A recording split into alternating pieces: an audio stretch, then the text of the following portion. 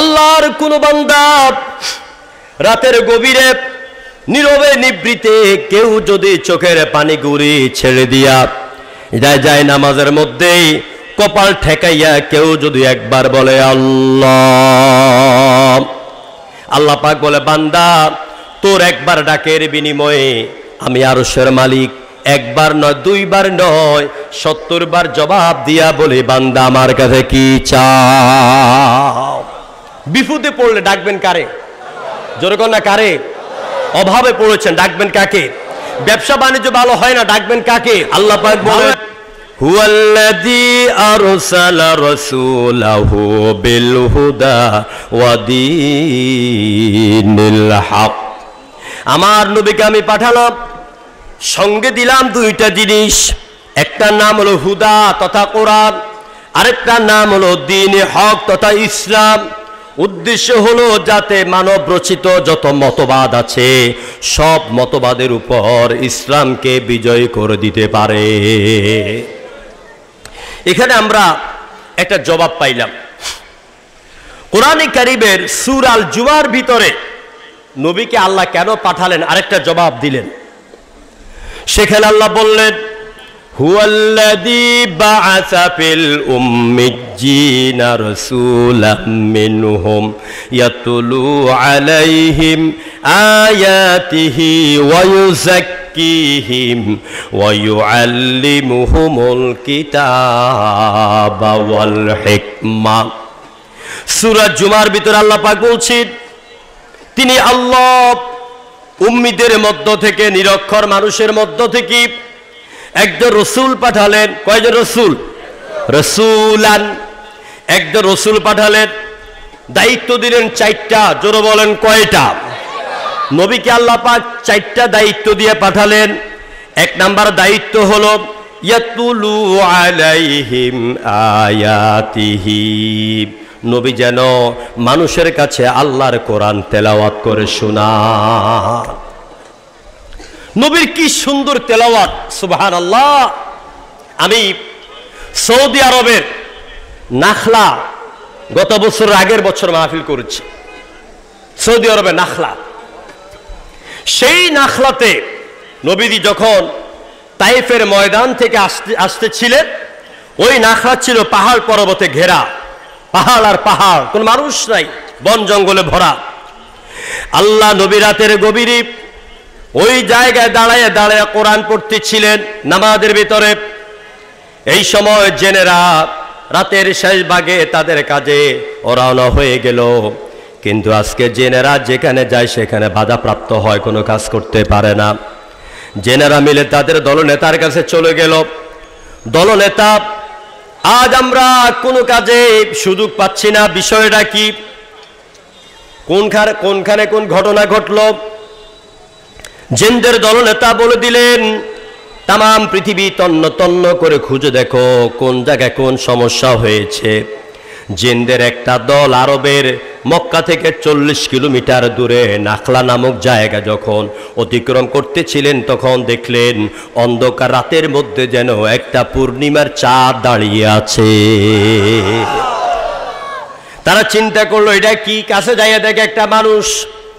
Genera একে অপরকে বলতে লাগলো দুনিয়াতে কত মানুষ দেখলাম, এই জীবনে এত সুন্দর পূর্ণিমার চাঁদের মতন এত সুন্দর মানুষ দেখি নাই। এবার তারা দাঁড়ালো, শুনতে লাগলো আল্লাহ নবী নামাজের ভিতরে কি যেন এত সুন্দর করে পড়ে।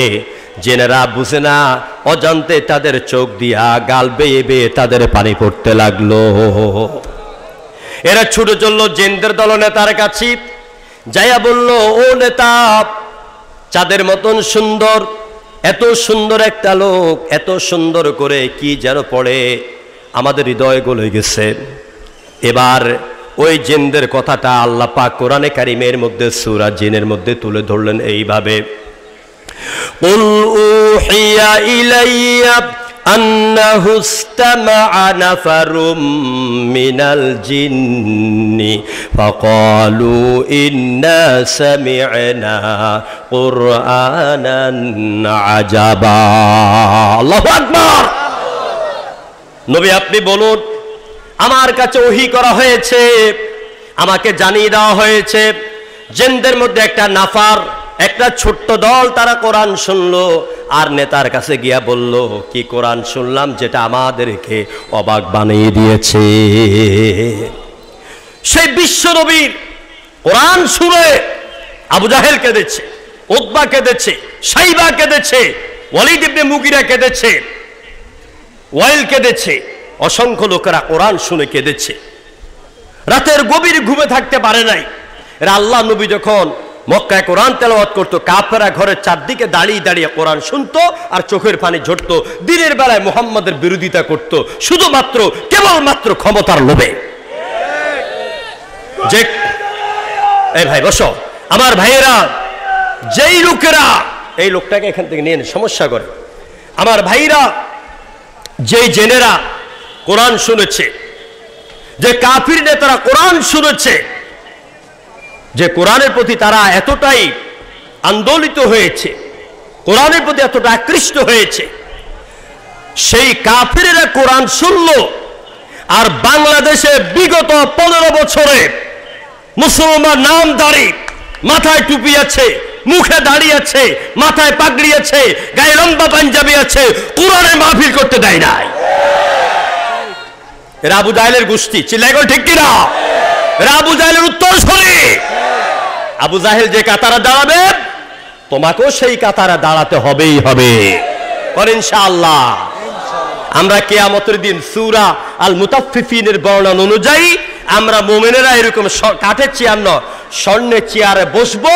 আর ওদেরকে যখন হাত পায়ে আপনার লোহার আগুনের ডান্ডা বেড়ি ফরাইয়া জাহান্নামে নিতে থাকবে, ওরা 15 বছর আমাদেরকে টিটকারি বুটকারি করেছে, হাসরের দিন আমরা করব টিটকারি বুটকারি। এটা কার বর্ণনা?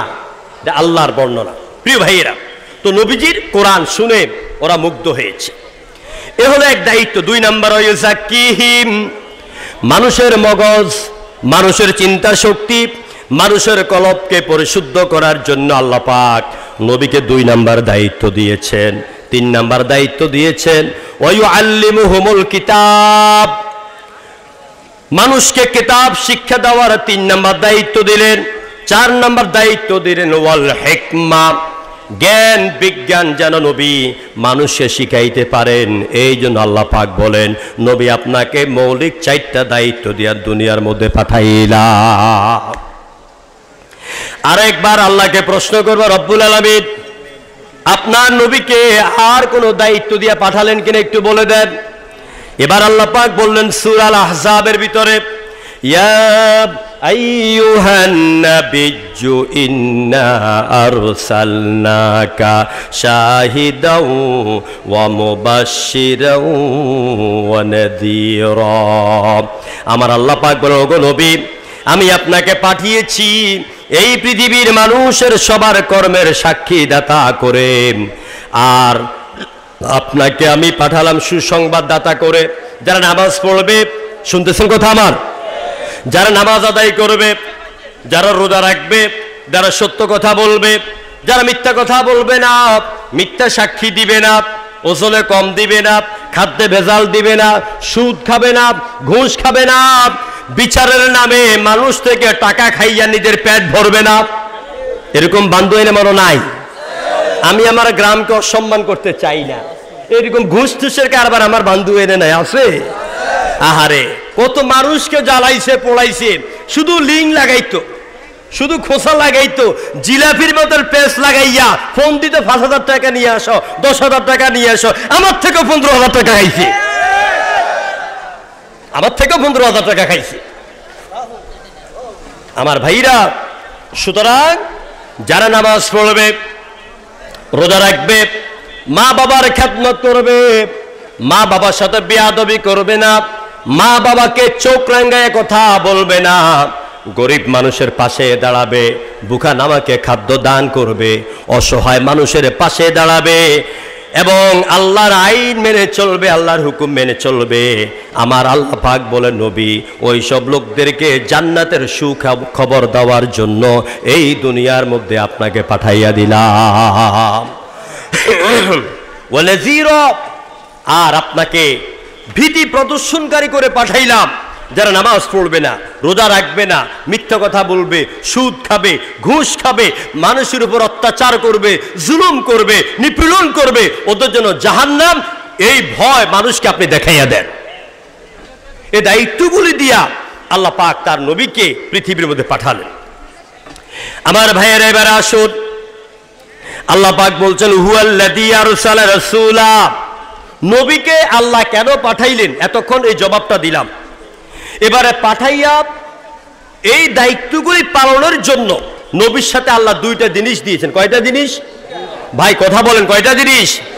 দুইটা জিনিস। একটা নাম হলো কোরআন, আর একটা নাম হলো ইসলাম। সবাই বলেন তো, একটা নাম কি আর একটা নাম কি? ইসলাম। এই যে কোরআন বলেছেন, যারা বলেন না তারা ঠকে গিয়েছেন, আর যারা বলেছেন তারা কিন্তু জিতে গিয়েছেন। সেটা কিভাবে? আপনি যখন একবার বলেছেন কোরআন, আপনার আমলনামায় 40টা নেকি লেখা হয়ে গেছে। আসেন সুবহানাল্লাহ কোন, আরো জোরে কোন সুবহানাল্লাহ। বলবেন হুজুর এটাকে আন্দাজি ওয়াজ করতেছেন? না, আল্লাহ নবী বলেছেন ক্বালা নবিয়্যু সাল্লাল্লাহু আলাইহি ওয়াসাল্লাম মান ক্বারাআ হারফাম মিন কিতাবিল্লাহি তাআলা ফালাহু আশার, যেই ব্যক্তি কোরআন থেকে একটা অক্ষর উচ্চারণ করবে, আরশের মালিক আল্লাহ পাক ওর আমলনামায় প্রত্যেক অক্ষরের বিনিময়ে 10টা করে নেকি লিখে দেয়। তাহলে কফ, র, আলিফ, নুন এগুলি কোরআনের অক্ষর না কোরআনের বাহিরে? কোরআনের অক্ষর। তাহলে একবার যখন বলছেন কোরআন, আপনার আমলনামার সাথে সাথে নবীর হাদিস অনুযায়ী 40টা নেকি লেখা হয়ে গেছে। প্রিয় ভাইরা, আল্লাহ পাক এই কোরআনকে বানালেন শ্রেষ্ঠ হেদায়েতের কিতাব। শ্রেষ্ঠ কি? হেদায়েতের কিতাব। এটি মানুষের পথ প্রদর্শনের গাইড বুক, আর নবী হচ্ছেন গাইডলাইন। কোরআন হচ্ছে গাইড বুক। আমার ব্যক্তি জীবন, আমার পারিবারিক জীবন, আমার সামাজিক জীবন, আমার রাষ্ট্রীয় জীবন, অর্থনীতি, সমাজনীতি, যুদ্ধনীতি, স্বরাষ্ট্রনীতি, পরিবার নীতি, কৃষি নীতি, শিক্ষা নীতি, ব্যবসা নীতি, বিবাহ নীতি কিভাবে চলবে, সব কথা এই কোরআনের মধ্যে আছে নাকি নাই?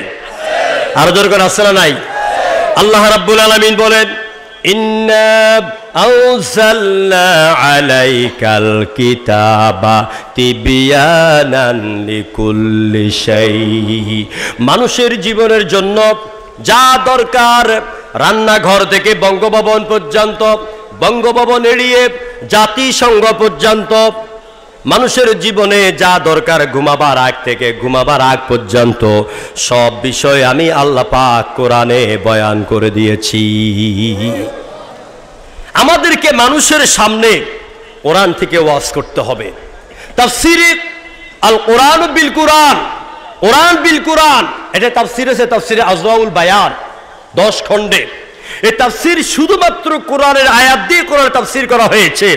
আমার দেশে বহু মাহফিলে যাই, বহু বক্তা দেখি, বড় বড় শাইখুল হাদিস, বড় বড় মুফতি দেখি, ঘন্টার পর ঘন্টা ওয়াজ করে, তাদের 2 ঘন্টা ওয়াজের ভিতরে দূরবীন যন্ত্র দিয়া 2টা কোরআনের আয়াতের দলিল খুঁজে পাওয়া যায় না। আছে না নাই? অথচ আল্লাহ পাক নবীজিকে বলেছে, নবীজি আপনি ওয়াজ করেন, মানুষকে হেদায়েত করেন। কি দিয়া?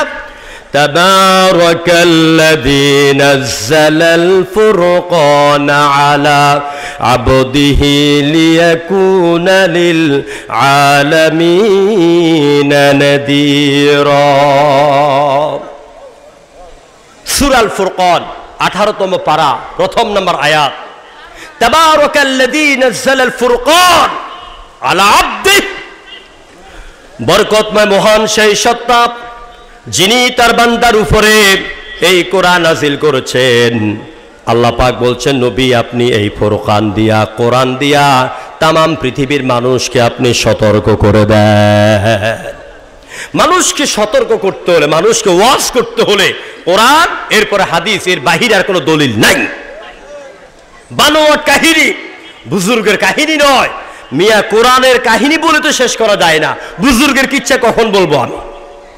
এই জন্য আমরা কোরআন শুনতে চাই, জোরে কোন ঠিক কিনা? কোরআনের পক্ষে থাকতে চাই। রাজি নেই আপনারা? না, আপনারা রাজি নেই। কোরআনের পক্ষে থাকতে রাজি আছেন? কোরআনের জন্য আমরা প্রয়োজনে জীবন দিব, রাজি আছেন? কোরআনের জন্য প্রয়োজনে আমরা রক্ত দিব, রাজি আছেন? নাই আপনারা মনে হয়?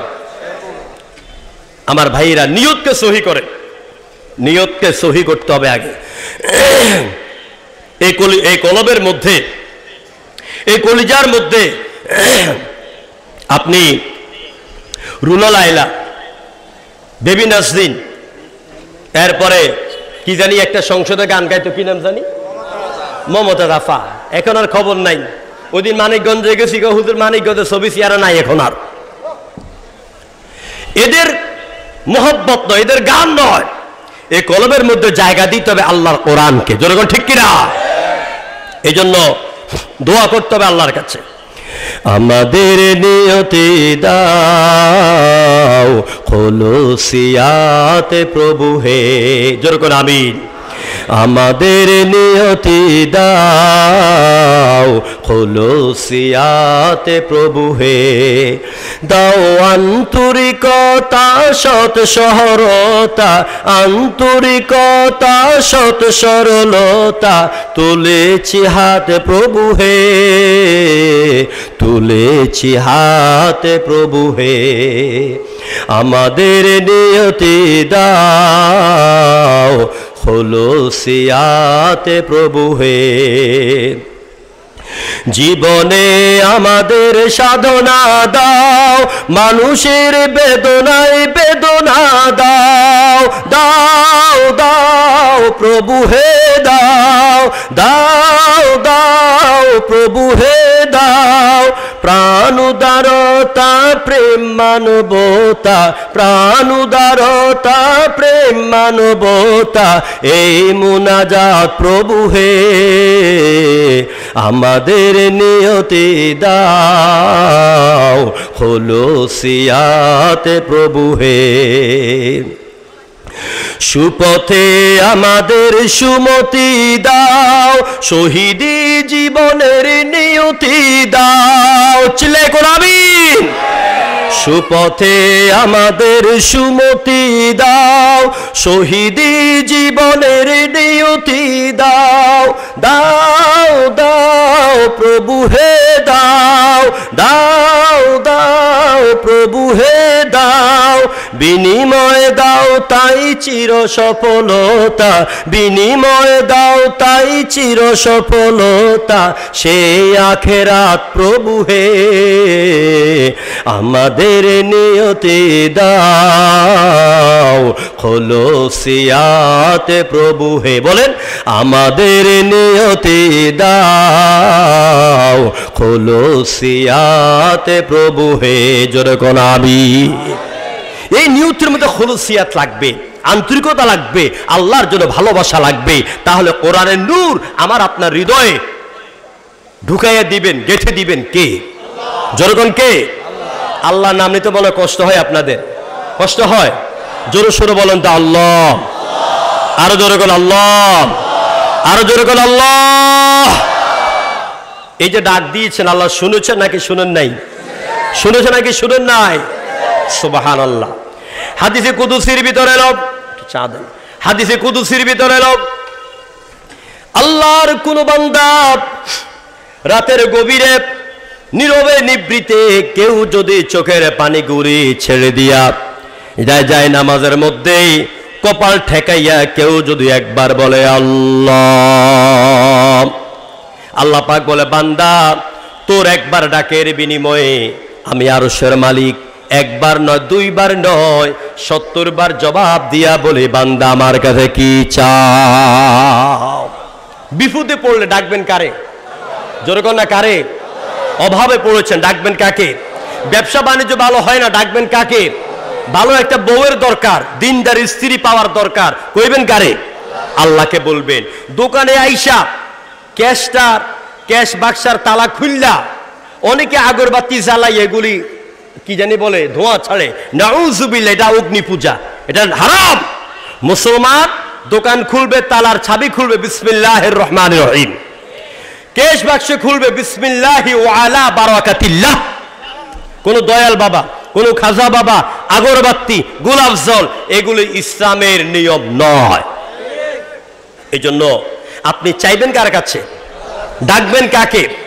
আমি প্রায় সময় দেখি অনেক রিক্সাওয়ালা, বান্ধবন আছে কিনা আমি জানি না, প্রায় জায়গায় রিক্সাওয়ালারা রিক্সা থামাইয়া গামছা দিয়ে গা মুছে আর বলে ইয়া দয়াল বাবা, ইয়া রাসূল আল্লাহ, নাউযুবিল্লাহ, ইয়া রাসূল আল্লাহ, শিরক।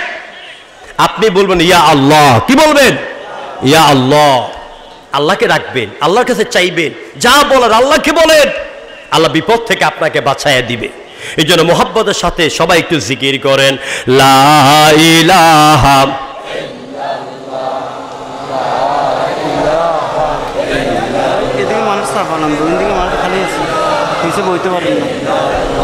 জোরে লা ইলাহা।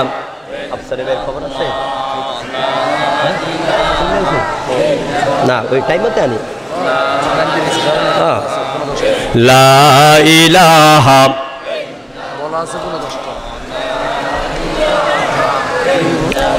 ভাই আমার বামে অনেক জায়গা আছে, ভাই আমার বামে অনেক জায়গা। যুবক ভাইয়েরা, আমার রফিকুল্লাহ আফসারে ভাই আসবে, একটু পরে আসবে, আসেন।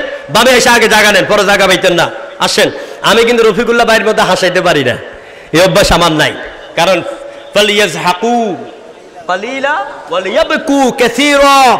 দুনিয়াটা হাসার জায়গা নয়, দুনিয়াটা কান্দার জায়গা। যত কানতে পারবে, চোখের পানিগুলো আল্লাহ কৌটাতে জমা রাখবে, কিয়ামতের দিন আমার আপনার চোখের পানি দিয়া আমার আপনার জাহান্নামের আগুন আল্লাহ নিভাইয়া দিবে। এই জন্য আসেন সবাই বসে না, জিকির করেন লা ইলাহা।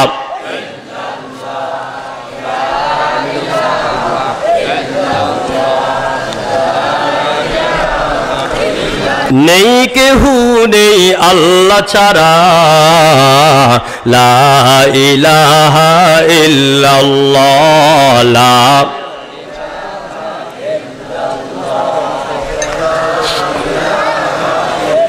নদীর কল কলে ঢেউয়ের চল চলে, ওই নামেরই গান শুনে মন, ওই নামেরই গান শুনে মন, দেহে যে নীরব সারা, লা ইলাহা ইল্লাল্লাহ। বাতাসটা নিচে, বাড়িটা উপরে আসে না, জোরে লা ইলাহা ইল্লাল্লাহ। আকাশ নীলে নীলে, মুখর ঝিলে ঝিলে, ওই নামেরই ঝরনা ধারা, আল্লাহু আকবার, ওই নামেরই ঝরনা ধারা, আকুল ব্যাকুল করা, লা ইলাহা ইল্লাল্লাহ। লা ইলাহা ইল্লাল্লাহু মুহাম্মাদুর রাসূলুল্লাহ। জোরে পড়েন সাল্লাল্লাহু। আমার ভাইয়েরা খুব কান লাগাইয়া শুনেন, তকদির খুলে যাবে ইনশাআল্লাহ। আল্লাহ পাক বলেন, নবী গো, এই পৃথিবীর বুকে আমি আপনাকে পাঠাইলাম, সাথে দিলাম দুইটা জিনিস, একটা নাম হলো কোরআন, আর একটা নাম হলো ইসলাম। এই কোরআন হচ্ছে হেদায়েতের মার্কাজ। আল্লাহ পাক বলেন, ইন্না হাযাল কুরআনা ইয়াহদি লিল্লাতী হিয়া আকওয়াম ওয়া ইউবাশশিরুল মুমিনিন। আল্লাহ পাক বলেন, নিশ্চয়ই এই কোরআন ওই সব জাতিদেরকে পথ দেখায়, দুনিয়ার সব জাতিকে পথ দেখাতে কোরআন সক্ষম, আর কোরআন মুমিনদের জন্য সুখবরের বার্তা বহন করে আনে। সুবহানাল্লাহ। আমি আপনি পৃথিবীতে এলাম, কোরআন আমরা পেলাম। এখন যদি আমরা বলি, আল্লাহ পাক আপনি কোরআনটা কেন দিয়েছেন, কি জন্য দিয়েছেন, এই জবাবটা কি আপনারা শুনতে চান? এই জবাবটা যদি আজকে মুখস্থ করে যেতে পারেন, বুঝে যেতে পারেন, তাহলে মাহফিলের এই পর্যন্ত আমার আপনার জীবনটা সার্থক হবে ইনশাআল্লাহ। আল্লাহ পাক আপনি বলে দেন, কোরআন আপনি কি জন্য দিলেন? আল্লাহ পাক কোরআনে কারিমের 13তম পারা সূরা ইব্রাহিমের 1 নম্বর আয়াতে জবাব দিয়া দিলেন, আলিফ লাম রা কিতাবুন আনজালনাহু ইলাইকা লিতুখরিজান নাসা মিনাজ যুলুমাতি ইলান নূর। জোরে বল আল্লাহু আকবার, আরো জোরে বল আল্লাহু আকবার। আলিফ লাম রা হরফে মুকাত্তাআত, বিচ্ছিন্ন অক্ষর।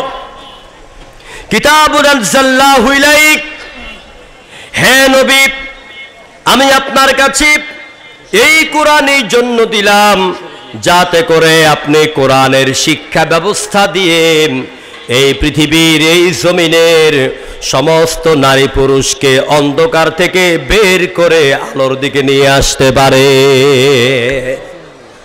আমার বাবারা, ভাইয়েরা, যুবক ভাইয়েরা, পর্দার অন্তরালের মা বোনেরা, কান খুলে শুনুন। আল্লাহ কোরআন দিয়েছে নবীর কাছে যাতে কোরআনের শিক্ষা দিয়া, এদিকে তাকান, যাতে কোরআনের শিক্ষা দিয়া, কোরআনের শিক্ষা ব্যবস্থা দিয়া গোটা জাতিকে অন্ধকার থেকে বের করে আলোর দিকে আনতে পারে। আর আমরা গত 15 বছর দেখেছি, গত 22, 23, 24 সালের শিক্ষা ব্যবস্থা দেখেছি।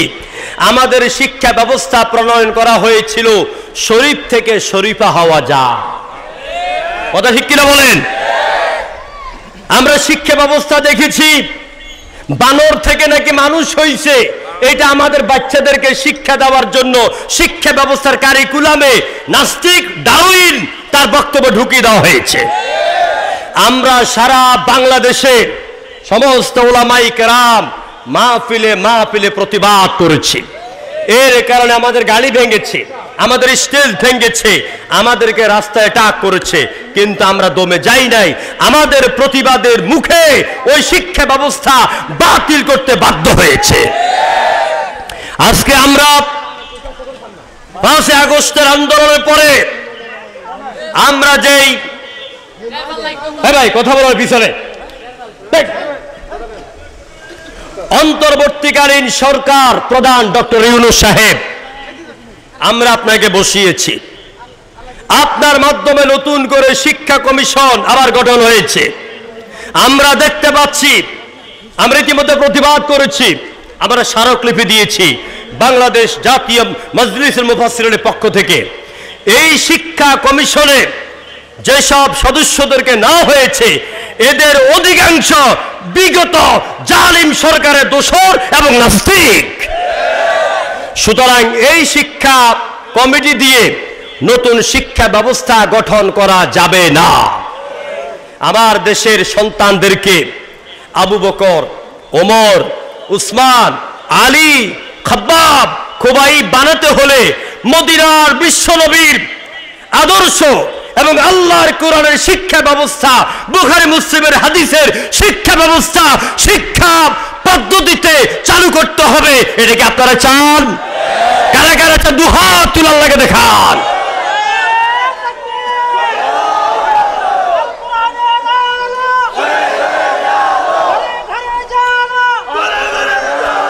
আলহামদুলিল্লাহ, সবাই কিন্তু হাত তুলে আল্লাহকে দেখাতে পারেন না যে আল্লাহ আমরা নাস্তিক্যবাদী শিক্ষা চাই না, ইসলামী শিক্ষা ব্যবস্থা চাই। এটা কিন্তু এখানে অনেকে হাত তোলেন নাই। তুলেছেন? যারা হাত তোলেন নাই তাদের বিবেকের কাছে প্রশ্ন করেন, আপনি কোন শিক্ষা ব্যবস্থা চান? ইসলামী শিক্ষার বিকল্প কোনো কিছু নাই। ইসলামী শিক্ষা ব্যবস্থার আর বিকল্প কোনো শিক্ষা ব্যবস্থা নাই। বাংলাদেশের জমিনে আমি স্পষ্ট করে বলতে চাই আমার বান্দোয়ানবাসীকে ও যুবক ভাইয়েরা, আমার মা বোনেরা, শুধু নামাজ, রোজা, হজ, যাকাত করলেই প্রকৃত মুসলমান হওয়া যায় না। ঘরে ঘরে আল্লাহর কোরআন তেলাওয়াত, কোরআন অধ্যয়ন, কোরআন শিক্ষা ব্যবস্থা দুর্বার আন্দোলন গড়ে তুলতে হবে। চিল্লায় গো ঠিক কিনা? যেই পর্যন্ত কোরআনের শিক্ষা ব্যবস্থা আমরা চালু করতে না পারবো সেই পর্যন্ত আমাদের এলাকা থেকে দাদা গ্রুপ বিদায় হবে না। দাদা গ্রুপ হয়েছে না? দাদা গ্রুপ, কিশোর গ্যাং, ছাতামাতা গ্যাং। এখন জিজ্ঞেস করতে চাই, এখন এই গ্যাং কোথায়? এখন এই গ্যাং কোথায়? আমার ভাইরা, এটা রিক্সাওয়ালা দাদা গ্যাংয়ের একজন, আমাদেরকে দেখলে পরে কি মোড় দিয়ে হাঁটতো। অনুদাবিলুহা বাইনান নাস, যুগের চাকা আল্লাহ ঘুরাইয়া দেন। চিল্লা বলো ঠিক কিনা? এজন্য আপনার ছেলেকে যদি আবু বকর, ওমর, উসমান, আলীর উত্তরসূরি বানাতে চান, অবশ্যই আমাদের শিক্ষা ব্যবস্থার ভিতরে, জাতীয় কারিকুলামের ভিতরে কোরআন এবং বুখারী মুসলিমের হাদিস, কোরআনের আয়াত বেশি বেশি করে ঢুকাইয়া দিতে হবে। রাজি আছেন আপনারা? আল্লাহ পাক বলছে, নবী আমি আপনার কাছে কোরআন দিলাম যাতে করে আপনি কোরআনের শিক্ষা ব্যবস্থা দিয়া ভালো মানুষ তৈরি করতে পারেন। কেমন ভালো?